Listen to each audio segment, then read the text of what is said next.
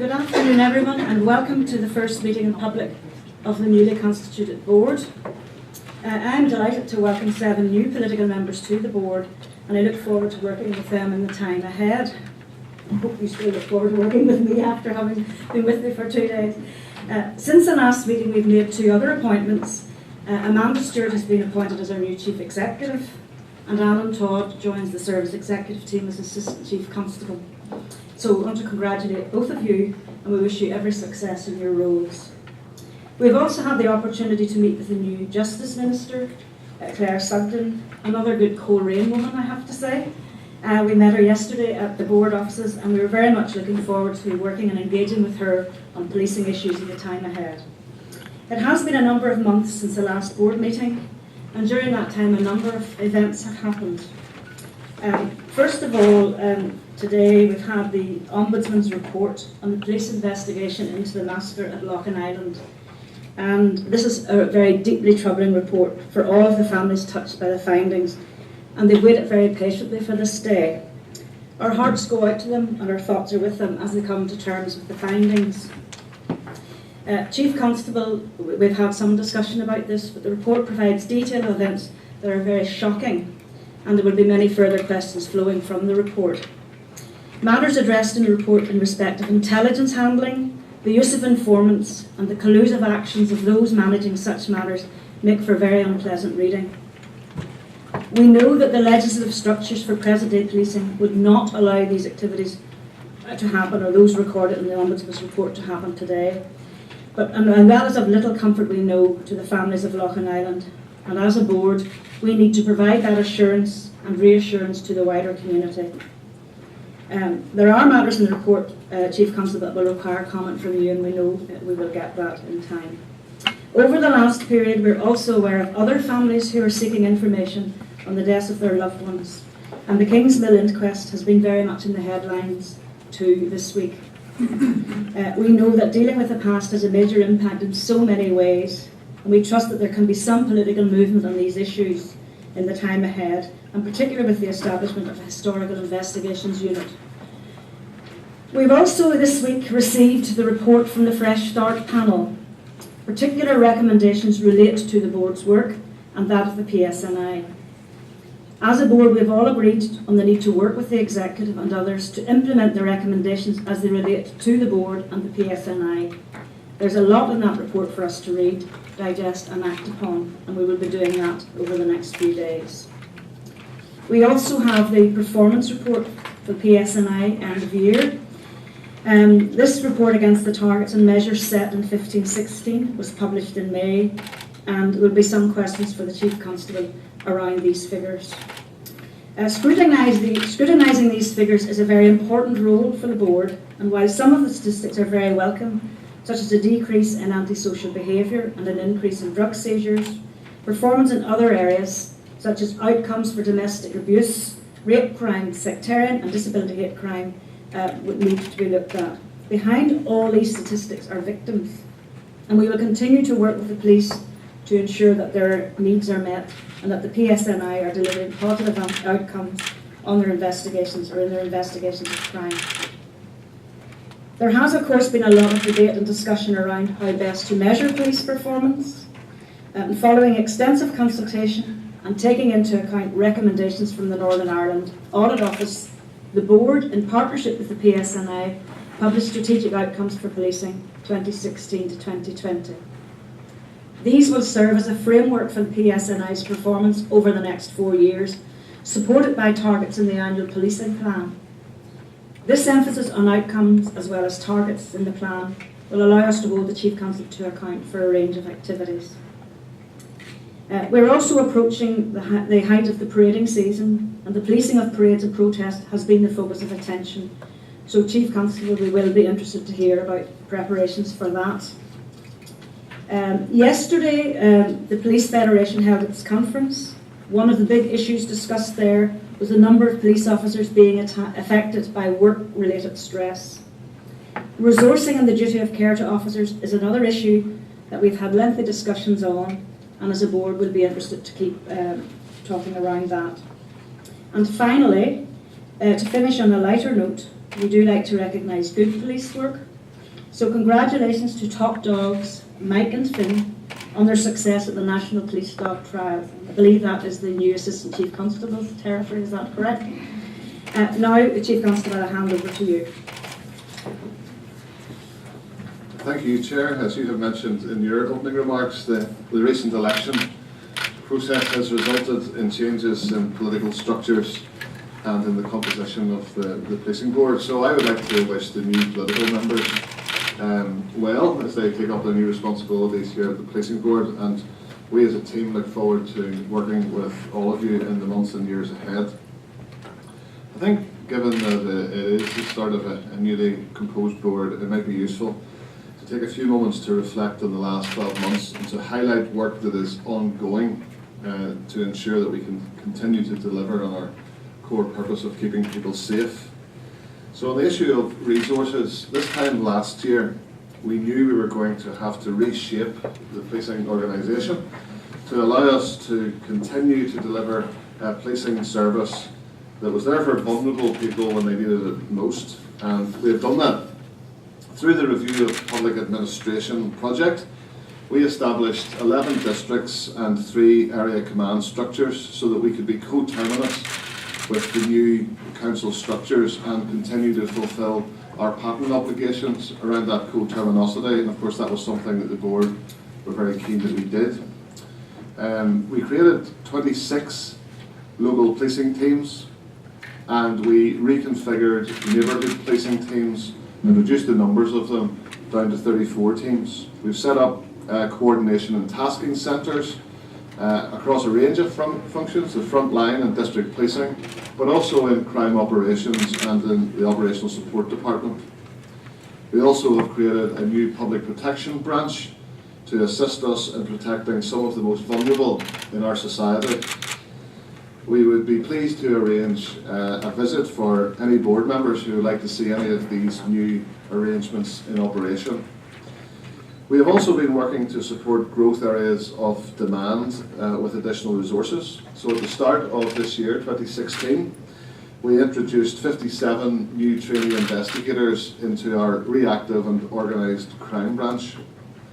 We transferred an additional 9 officers into our cyber crime centre. That's actually doubling the capacity of experts in that area, and we have consolidated TSG, that's Tactical Support Group officers, to bolster the strengths of the individual units and to make them easier coordinated and more agile to meet current and future demand. We've been looking at how we foster innovation, diversify our workforce, and to deliver on our social corporate responsibilities. So to that end, this year, and the year that's passed, we have been providing 17 Ulster University students with 12-month placements through a pilot programme, and we will place a further 13 students through summer internships starting in June, starting later this month. Not only does this alter the dynamic of our workforce and make it more diverse, but it also provides useful additional capacity in key areas of policing. Resource is a constant consideration for us. In terms of numbers of police officers, we have been working to get to the figure of 6,963 police officers. That's almost 7,000 officers. That is the level of police officer number that was identified in the Resilience and Capability Review. And we currently have the full-time equivalent of 6,881 officers. So we're getting close to that aspired figure. And we have, of course, 2,277 support staff. In relation to police staff, the voluntary exit scheme has already seen 175 members of staff accept an offer to leave, and the final tranche of the scheme will happen at the end of September. Potentially up to 400 staff will leave the organisation in total as we reconfigure it to meet the reducing resource levels available to us. Ongoing work streams such as priority-based resourcing, the people strategy, the review of service policy, we hope will assist us in realigning our resources, which are fewer in number, to allow us to better deliver on core policing issues. We also made the required budget cut of £26.2 million in the year that's passed, that's in 2015-16, and produced a balanced budget. And that was despite a range of pressures and unpredictable spends. And work is ongoing to deliver a further 2% cuts this year to the overall policing budget, and we're confident that we will be able to do that. In May, we launched the corporate plan, which sets out our vision and strategic work areas for the next 4 years. This is something that the board had encouraged us to do, to join up the governance through a corporate plan at a strategic level. The corporate plan is the delivery mechanism to help realise the Department of Justice Programme for Justice 2020 and the wider Northern Ireland Programme for Government. It also takes into account the Policing Board's strategic priorities and the policing plan that we have agreed jointly. We are committed to an outcomes-based approach to service delivery, and we are encouraged by the new government's focus on this, and we will do our part to ensure that policing makes a valuable contribution to this outcomes-based approach. Our people are absolutely central to the delivery of policing with the community. It's important that we listen to our own people within the organisation and to take their views on board. So in May, we shared the findings of the Employee Engagement and Wellbeing Survey with staff. They received the undiluted, unsanitised version of that report. Results showed that officers and staff had a high level of commitment, we weren't surprised to hear that, and that they gained high levels of satisfaction from serving the community. Findings also showed that officers and staff don't always feel that they're treated fairly, they don't always feel that they are supported, and there is a huge amount of uncertainty about what the future holds for them. So leaders right across the organisation are looking at additional steps that we can take to support officers and staff around these particular issues. And I'm happy to have a presentation to the board on the full findings of this survey, Chair. On community confidence, it is important that our communities can have confidence in the type of policing service that is being delivered.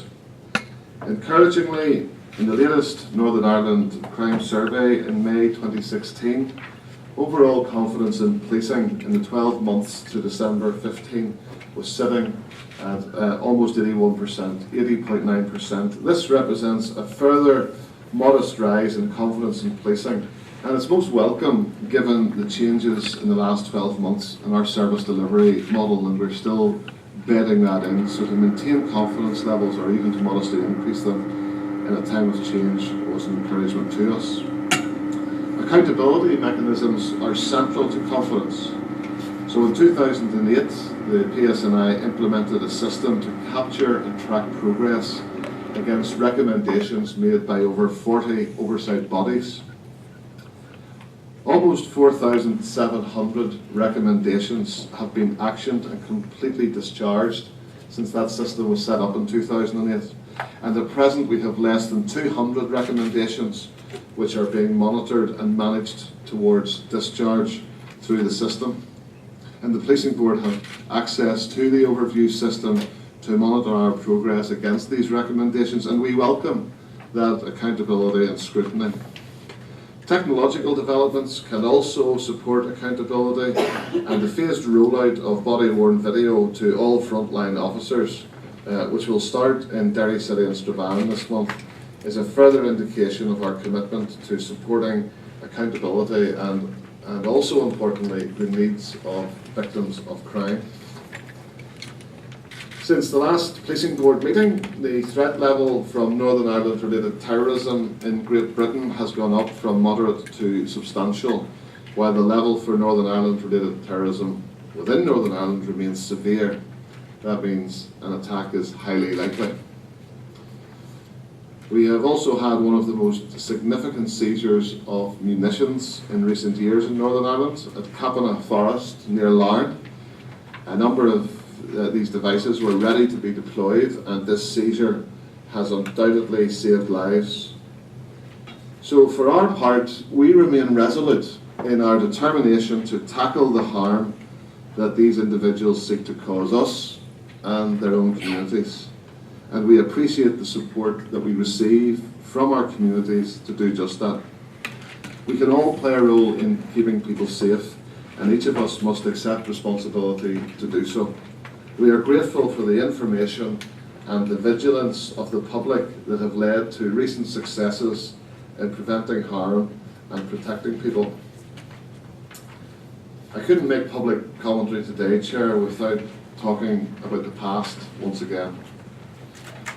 This morning, the Police Ombudsman published a report on the murders at the Heights Bar in Loughin Island. I know that the content of this report will undoubtedly have been difficult for all of those who have been affected by this atrocity, and our thoughts are with them today. The Police Service of Northern Ireland fully supports the Office of the Police Ombudsman. It is an essential part of the mechanisms by which the PSNI can be held to account, and as such, I accept his report and findings into the brutal attack carried out at the Heights Bar, Loughin Island, on the 18th of June 1994. In 2011, we accepted the findings of the previous Ombudsman's report into the murders, and we conducted a review of the case as a result of that. Back then, we apologised to the families at that time, and I offer my sincere apologies to them once again today. That is for both the investigative shortcomings and the failings, but also that collusion was a significant feature of the Loughin Island murders. This report at best makes uncomfortable reading, particularly in relation to the alleged actions of police officers at the time. The Ombudsman stated that collusion was a feature of these murders in that there were both willful and passive acts carried out by police officers. That to me is totally unacceptable, and those responsible for those willful and passive acts should be held to account. I want to reassure the families, this board and the wider public that I have cooperated fully with the Police Ombudsman, and I will continue to do so if he determines to take these investigations forward. It would therefore be inappropriate for me to comment in detail pending the outcome of any potential further criminal investigation by the Ombudsman on this matter. These were appalling murders carried out by those with evil intent, and I am very aware of the hurt and anger felt by the families of those killed and those injured. We remain, the Police Service of Northern Ireland today remains firmly committed to apprehending those responsible for these murders, and so again today we appeal to the community for information to allow us to do just that. As you are all aware, we are now following a line of inquiry that has recently come to the fore in relation to the murders at Kings Mills in 1976, which is linked to a pan print. A senior investigating officer has been appointed to take this forward. We have been liaising with the Coroner's Office in relation to this, and we will continue to do so. The families of those killed and the sole survivor were also informed of this development, and we will keep them updated as this progresses. I am, Chair, acutely aware that the distress that has been caused to families of victims, both in terms of this new line of inquiry and the resulting media attention and the delay to the inquest and the further adjournment. However, I would reassure them that we are committed to protecting the integrity of the investigation and of the inquest at all times.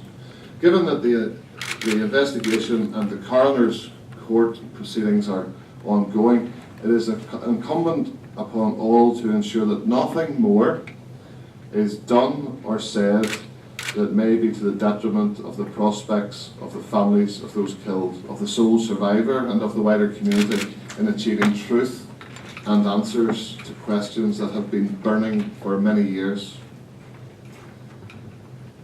Back to today for a moment, if I may, Chair. We have recently, in fact just yesterday, in partnership with the Police and Community Safety Partnerships, we launched a new campaign to encourage people to report incidents of domestic abuse, because we know that domestic abuse is underreported. The police respond to an incident of domestic abuse on average every 19 minutes. And while that's a shocking statistic, there is a belief that a large number of domestic incidents are still going unreported. We want to do something about that. This campaign is designed to encourage the reporting of incidents and make victims aware that they can take steps to stop it. It will run from now until the end of July, and it will consist of billboards, ad shells, radio and online advertising right across the jurisdiction. You mentioned in your remarks, Chair, the pressures that come this time of year as we look into a parading season. In addition to the annual parades and the possible protests that accompany them that will take place over the summer period, further centenary events are also scheduled, and we will work with all organisers to maintain dialogue, to engage, to ensure a no surprises approach to the policing of these commemorations and celebrations. Further activity linked to justice reform will also come into fruition in the next few months.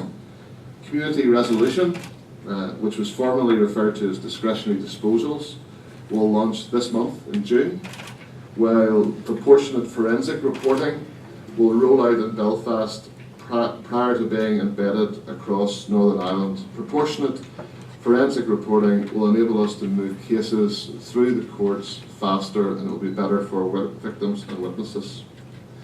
Through the Working Together project, which is being delivered in partnership with the Public Prosecution Service, we are also working to agree new investigative standards.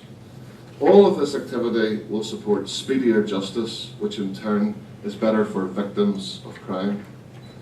We remain, despite all of these pressures and challenges, determined and committed to do all we can to keep people safe through the delivery of policing with the community. Chair, thank you, and I'll hand back to you to facilitate some questions. Thank you very much, Chief Constable, and your report was very comprehensive. We've already had discussion around some areas, can't do it all in this session, and as you said, the committees are going to pick up on some of the big issues for the future. I'm going to start, because the report was published today, I think out of respect to the families, I would like to start with that particular area, and then we'll move into other questions. So I believe Ryan Feeney is going to lead on that. Thanks, Chair. And firstly, like yourself, I'd like to pay tribute to the families of the Loughlin Island massacre for their tenacity, which has delivered the truth. And I think, Chief Constable, as you've already noted, today is a milestone day for policing and for the community. So just noting your comments and your early apology, which is welcome, can you outline to us today as a board and to the community as a whole how we can move forward with confidence to know that the PSNI will work with the Ombudsman to bring the people involved in this atrocity to justice? Yeah, so I think it is, sorry, excuse me.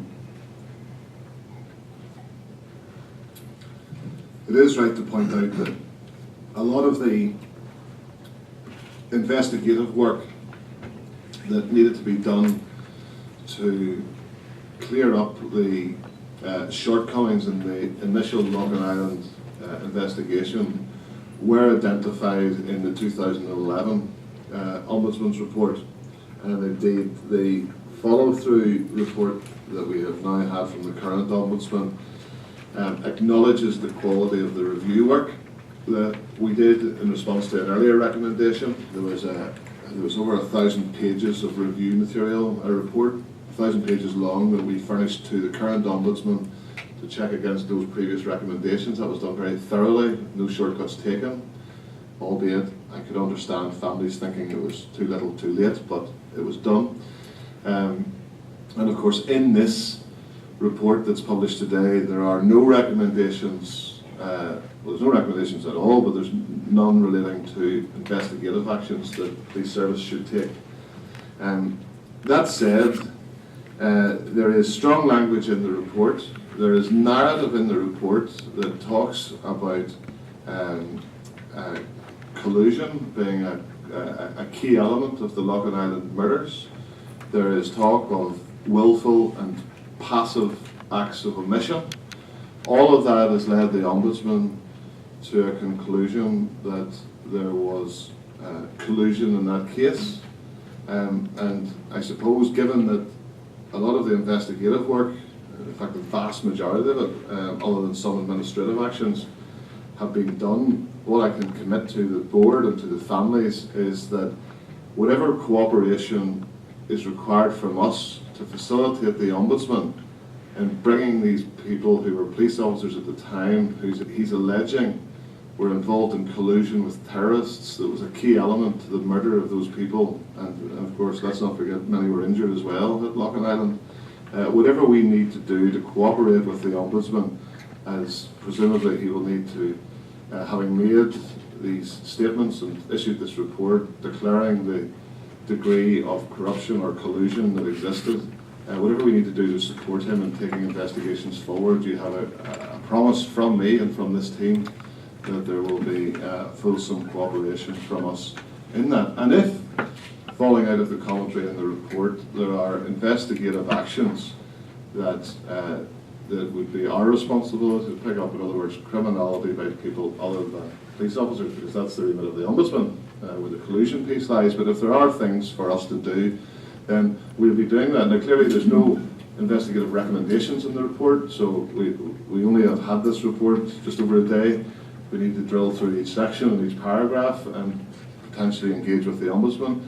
But if there are investigations that would fall out of that are our responsibility, then we will take that seriously, and we will put it into our legacy investigations branch, and we will go through the case sequencing model that the board has been briefed about, and we will get to conduct those investigations. But in the first instance, the shock for me, the absolutely unacceptable piece for me, is that the Ombudsman has concluded that police officers colluded with terrorists in the murder of those people at Loughlin Island. I take that seriously. It's unacceptable. Those people should be held to account, and it's the Ombudsman's job to gather evidence of that, to conduct interviews, to report to the prosecutor, and if the evidential and public interest strands are met, to see prosecutions. Our cooperation in all of that goes without saying. Thanks for that. First of all, I do want to, along with Ryan, welcome the fact that this was a comprehensive and thorough investigation by the Ombudsman, and indeed points out that the accountability mechanisms are working in terms of that, and also obviously the family's tenacity and commitment to it. But to follow on from him, and you've mentioned this yourself, let me say that your frank and forthright acceptance of the report is very, very welcome, and of the issue of collusion during that, which was for many years denied. I suppose the question is on the back of what Rand has said, and it's what assurances can be given that this cannot happen again. I don't say that in a historical fashion. The big question now, after we've gone through this, is how can people be sure that there won't be a level of criminality allowed? Everybody accepts that informants are very necessary to policing, but that there wouldn't be a level of criminality allowed that would bring us back into that area where the level of criminality is unacceptable. Well, let me say that your acknowledgement, Jerry, that use of informants is necessary in good policing, but it needs to be within a codified framework based on legislation. We have that now under the Regulation of Investigatory Powers Act that was introduced on the same day as the Human Rights Act. So principles of necessity and proportionality and justifying our actions and being accountable for our actions all came together on that same day back in 2000, and we welcomed that because that created for us a framework, a legal basis for covert policing, including the use of informants. And like you, I agree that the use of informants is necessary, a component part of keeping people safe and of preventing harm. And and like you have accepted, for informants to be useful to us, they need to be close to the criminality. But can I say that is not an excuse for informants being unacceptably involved in serious crime. This should be on the periphery, on the edges of criminality, so that the information can be gained in a regulated and a structured and accountable way, and it can be used with integrity and in an ethical way. That's the standards that we operate to today. We have extensive oversight of that through the Office of the Surveillance Commissioner, who inspects us on a yearly basis and provides a report.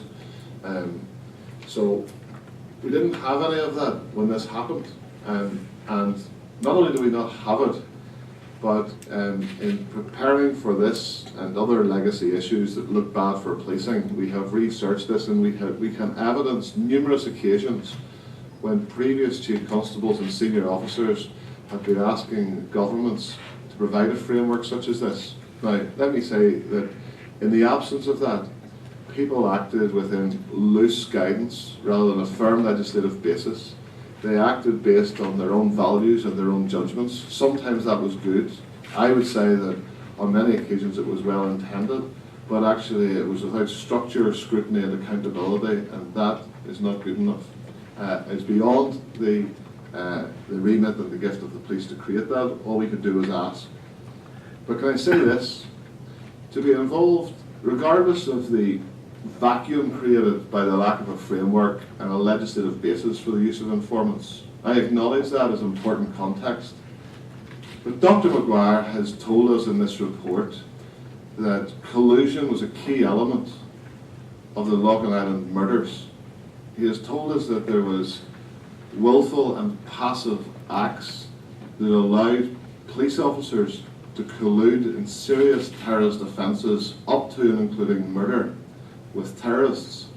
That, by any measure, by any standard, is never acceptable. So whilst I'm happy to accept the context, I'm happy to outline the frustration caused by a lack of a legal or a policy framework for this, despite it being asked for. There is something about how serious these findings are presented by the Ombudsman that tells me that by any measure this was wrong and those responsible should be held to account, and you can be assured of our cooperation with the Ombudsman as he investigates further and reports to the Prosecution Service. Chief Constable, just one point on what you said. The example from the report of, because you talk about being on the periphery of criminal activity and that, and one of the big worrying things is that perhaps you could describe at that time that was on the periphery.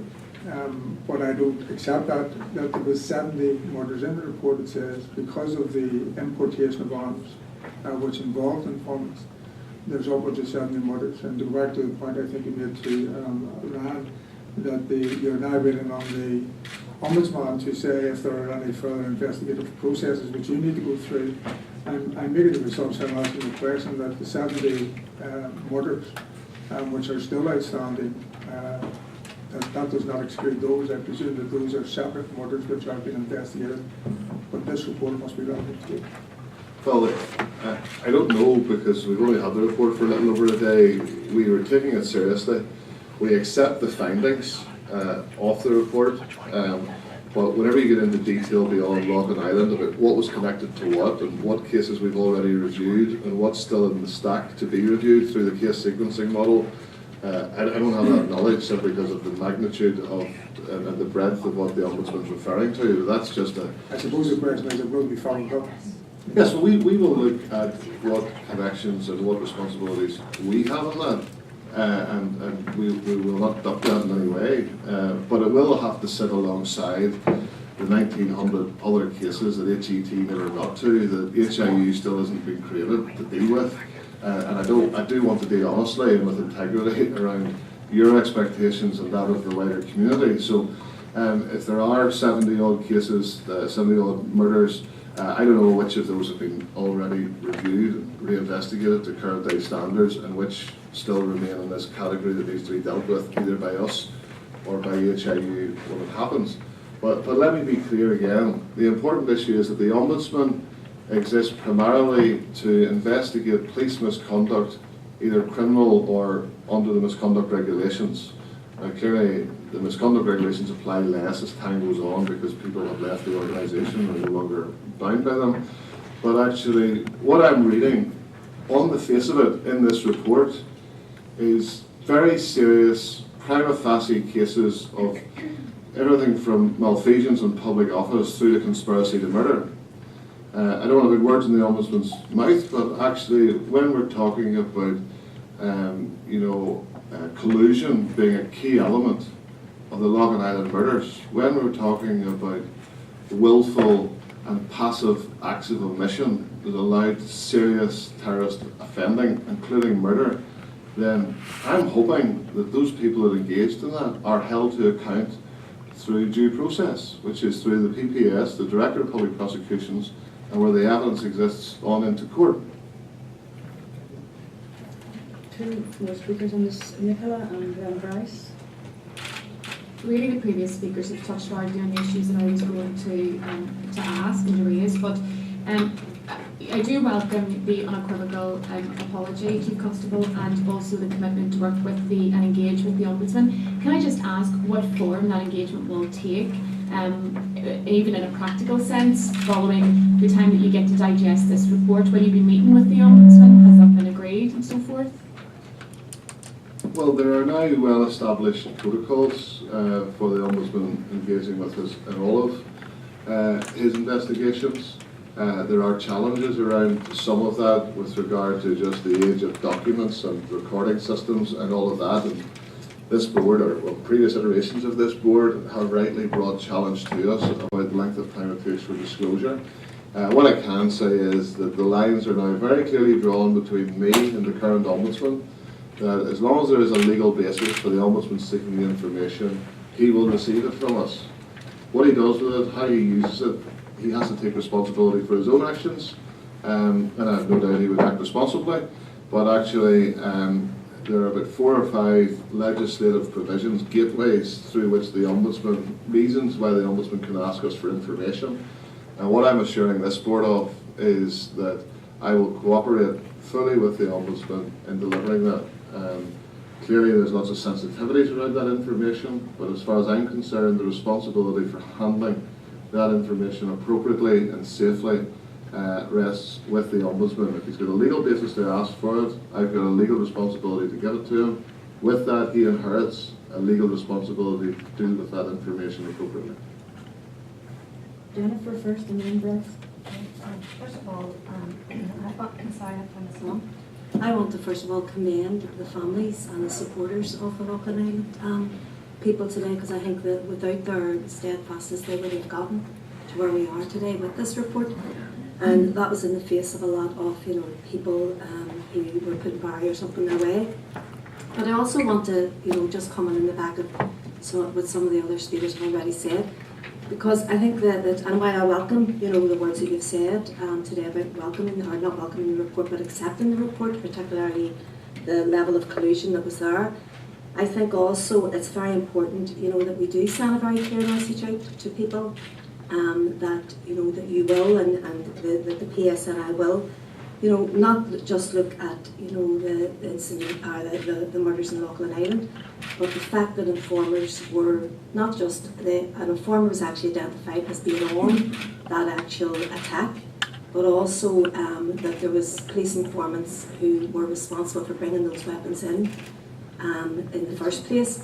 And I think that people need to know that the PSNI will investigate that. I know you're saying there's no real recommendations in the report, but I think it's important that people in the community out there feel that the PSNI will thoroughly investigate this report and the statements that are there from the Ombudsman very clearly saying that police informants were not only in the actual use, were responsible for the attack in Loughlin Island, but they were also responsible for bringing the weapons in that were used in that attack, and indeed, as Jerry said, in 70 other murders and attempted murders. And I want to reassure you that where there is a responsibility coming on us to investigate something, we will do that. We will do it within the large framework of material that we currently have, but there will not be any unnecessary or undue delay. What I would say to you as a board, once again, is that the Ombudsman has come to very clear and unequivocal conclusions about police collusion, and that is what his locus is. That's what he's here to do, and I am trying to reassure the board that as he presumably will seek to follow through these charges into interviews of suspects and reports to the prosecution service and whatever support and material he needs from us to enable him to conduct this investigation, he will have it.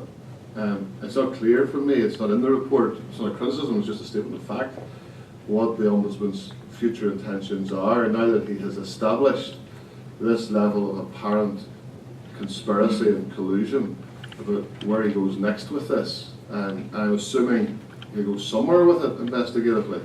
And as he does that, and as he needs support from us in terms of production of material or documents or whatever, I am promising that he will have it.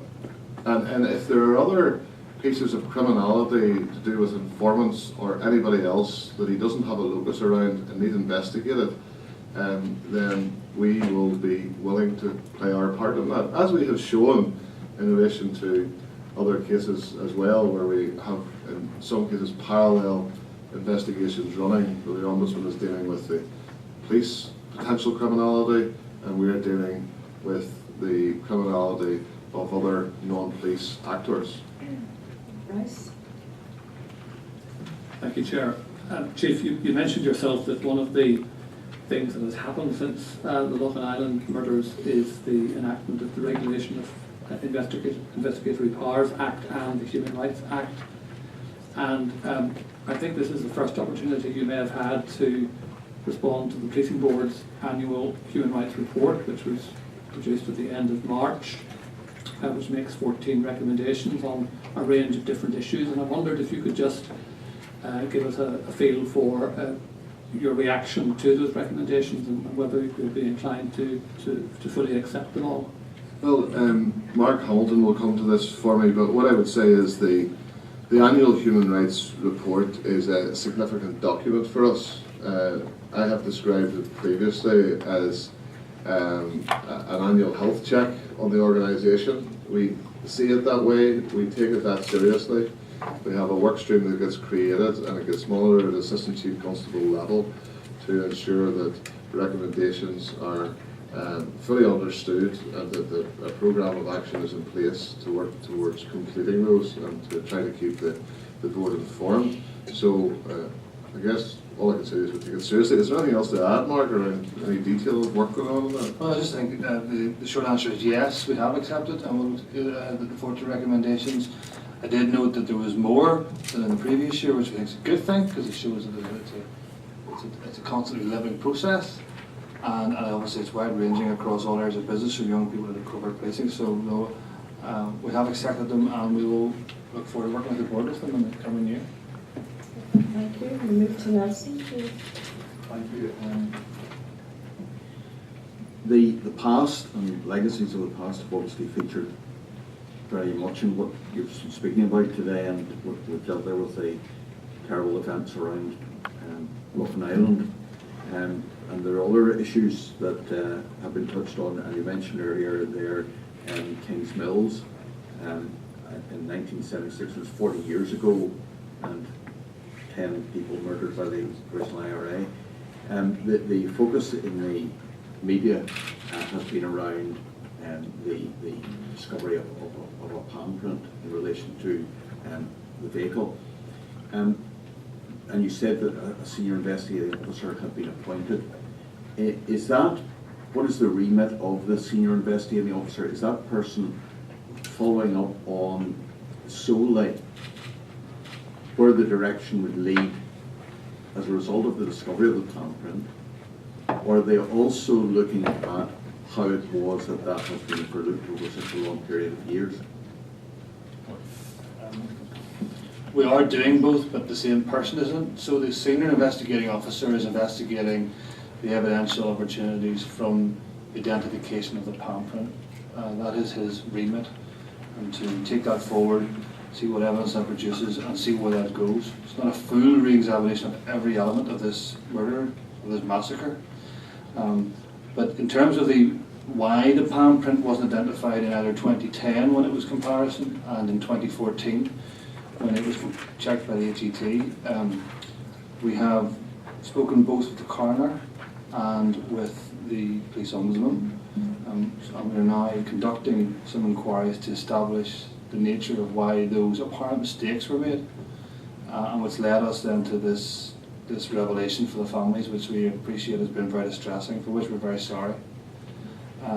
We don't know exactly why it wasn't detected in 2010 or in 14. We believe it should have been, but we need to get exactly to the reasons why. That's a separate. The investigation team, we've asked the investigation team to look at that actually, but it's not the sole remit of his inquiry. And I suppose secondly, the answers to that will form part of the basis of his investigation, because we have to prove the continuity of everything. We've also made a commitment that the answers to those questions will be given to the coroner and to the families as appropriate and when we can. These matters are seized by the coroner, and it's entirely appropriate that we speak to the coroner at every point. So the SIO's main job is to follow that inquiry, but his detectives are also following out for us just why it happened. But that's not the same inquiry, so to speak. It sounds a bit convoluted, but for the coroner. Okay, well, moving on then to another element of your report was the end of year performance, and Wendy, I'll bring up a question on that.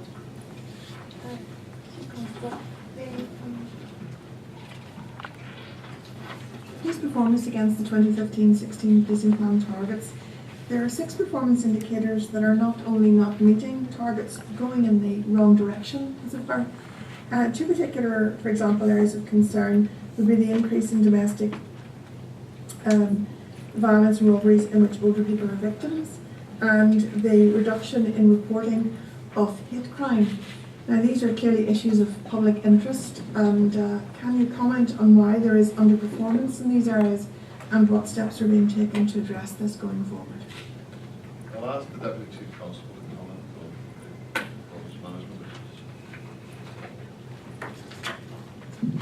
Thank you very much, Wendy. And you have highlighted a number of areas within our annual performance of the last year where they are of concern, and they are of concern to us, and we have put additional time and thinking and resources into combating these. But of the report that was provided to you, I would point out page 5, which is the most similar force comparison, where it shows that we are a high-performing force in comparison to our most similar force comparisons, and indeed have shown substantially better performance than other forces of a similar nature to ourselves. But one area of concern that highlights is around domestic burglary, and indeed then our plan does then highlight, and performance highlights particularly issue around burglaries and robberies directed towards older people. And although we have failed to meet the target this year, the pattern or the trajectory of this is downwards. We did have a very bad spate of attacks or crimes directed towards older people last spring and summer, and we put a lot of effort, and some of this was in the media in terms of our burglary campaigns around preventing burglary, but also detecting offenders. So a lot of work has gone into that, and we've turned that around, and the trend is one of improvement. In respect of hate crime, the explanation for that is somewhat more difficult, because we have put in a lot of time and effort around outreach to various communities which are identified as suffering from hate crime. ACC Martin and his staff have led very proactive work around outreach to various groups, and still we fail to increase the number of reports of hate crime that have come into the organisation, and it's difficult to know whether that actually reflects a drop in hate crime actually in society as a whole. But nevertheless, we have maintained a very strong focus on hate crime. It remains a priority, and I know throughout our regular and very regular, almost fortnightly assessments of performance against the policing plan, that these are matters which are always subject to discussion.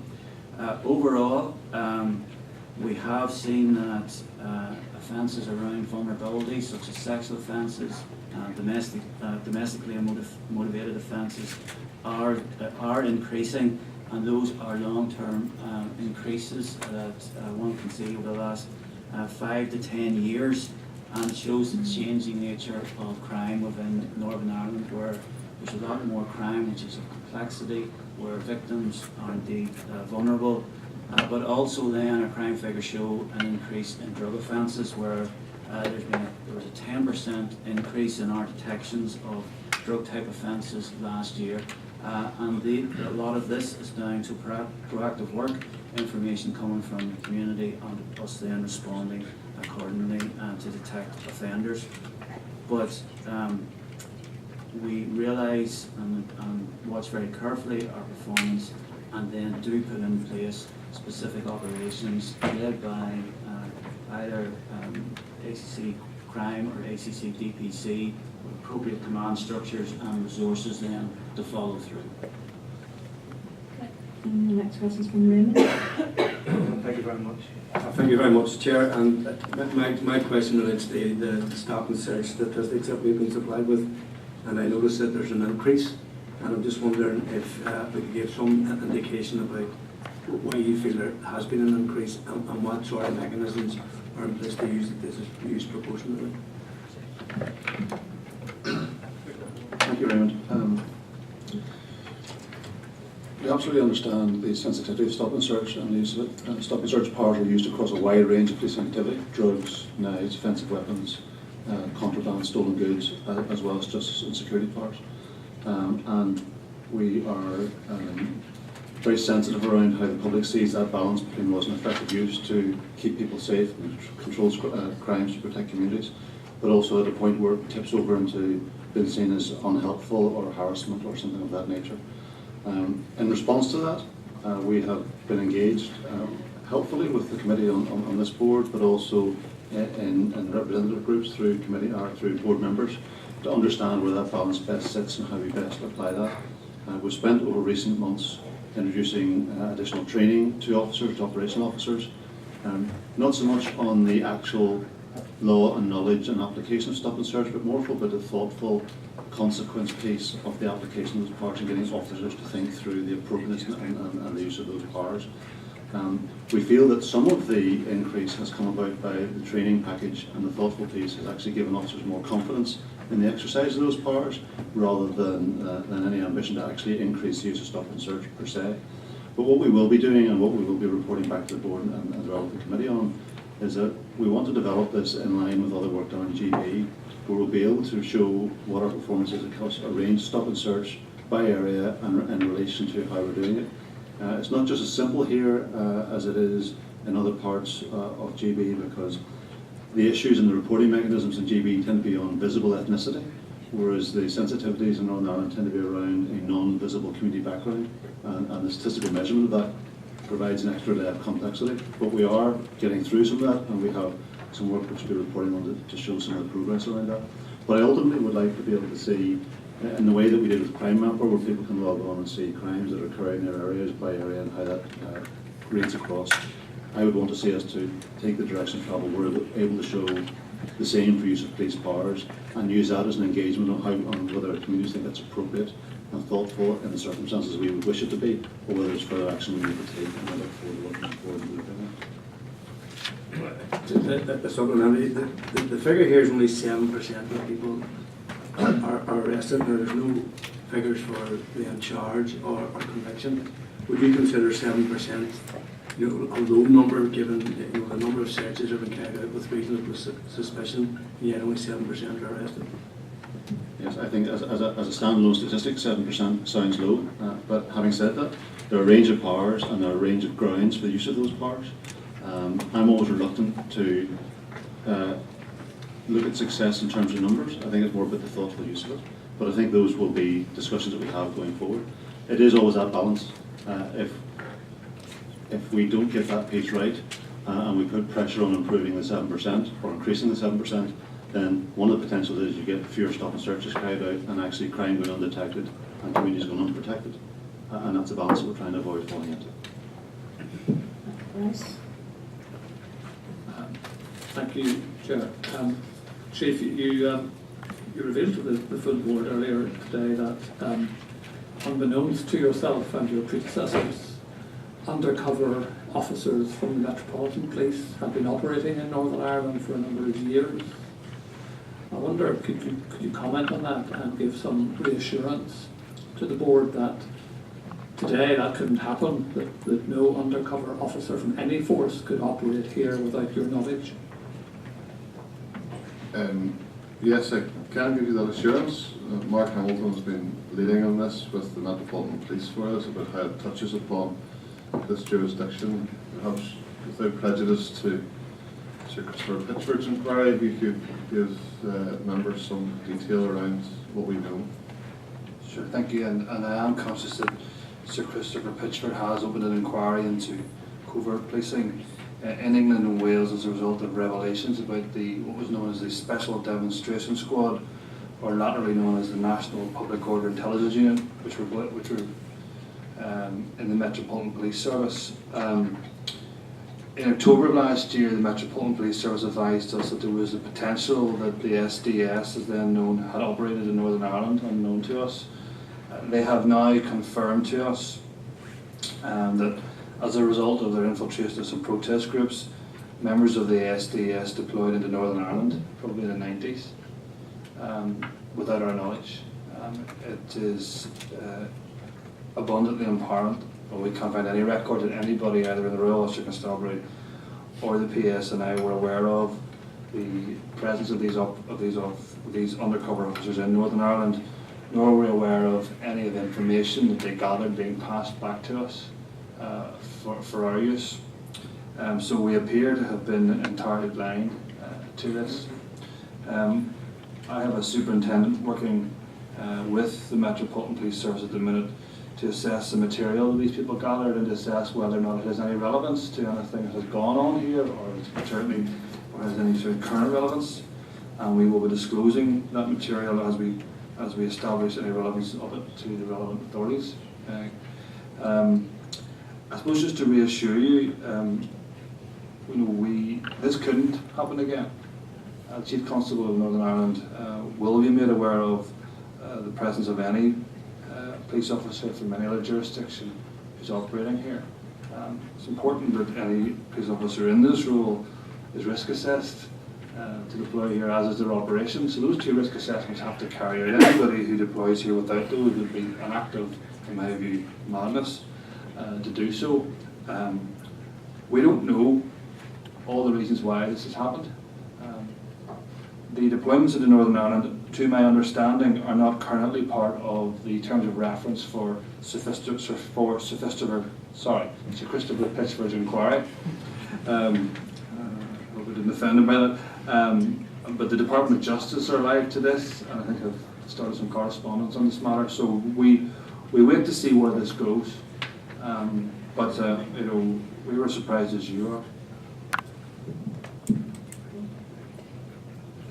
So Mark, just probably not the request the issue, but as I understand, the fact is that the PSNI didn't know about that. Yes. Therefore, there was no protocols or anything else, or I mean, was it acceptable that they were there at the time, and it's just as a new rule? Well, because with respect to you to say that it can't happen again, I would ask, tell me how it can't happen again, because actually what they did was they told the lies. So what stops them telling lies tomorrow? Well, I can never rule out anyone's particular behaviour, be it deceptive or otherwise. But there are procedures in place that weren't in place in the same way, certainly in the 80s and 90s, that are in place now. There's cooperation in place that wasn't in place then. This unit, part of the whole reason that this is broken, is because this unit appeared to have been acting almost unilaterally. So I don't think the Metropolitan Police Service would want any of this happening again either. I think that there is this inquiry examining all sorts of behaviour by this unit who seem to have been operating without a tasking mechanism, apparently so, and without any coordination. So we're confident that this shouldn't happen again. And I suppose our view would be that it shouldn't have happened then either. Just trying to, is there any knowledge at all that they also were active in the south of the border? I don't know, but we have written to the Metropolitan Police Service and encouraged them to have that conversation with An Garda Síochána. But to be honest, Jerry, all we know is what we didn't know, which is they were here. So that's really a matter for the Metropolitan Police Service. I was trying to. I don't know. Well, you answered the question second. I wanted to know, was there some change which prevented, which allowed you to say that it would not be? Well, Well, I mean, the landscape for covert policing has dramatically changed over the last 15, 20 years. Plus, then the review of undercover policing that has occurred over the last number of 5 years have completely changed the landscape for the deployment of these officers. It's far more highly regulated.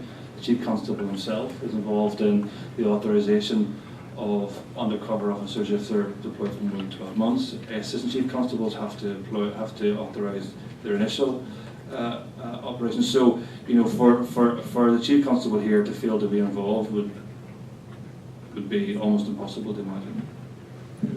There were UK national protocols established following the HMIC inspection into undercover policing. The HMIC report was hugely controversial at the time. Chief Constable John Boucher from Bedfordshire Police was appointed to lead on the response to that, and that work and the planning and the protocols and so on is now complete.